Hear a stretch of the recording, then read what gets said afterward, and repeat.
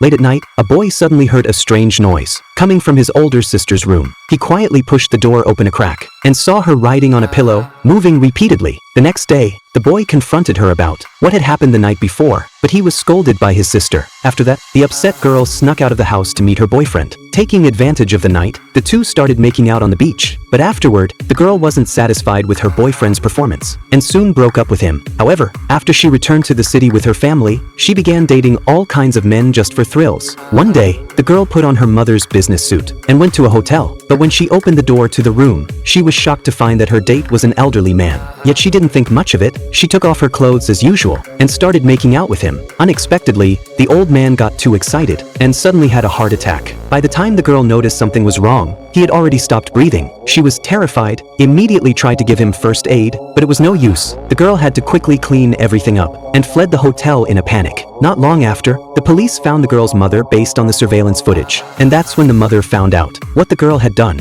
She was furious, but after calming down, she still took the girl to see a psychologist. But after some time, the girl couldn't help but turn on the phone she used for dating. A bunch of messages popped up on the screen instantly. Following the prompts, she went to the hotel again. But when the door opened, she saw a woman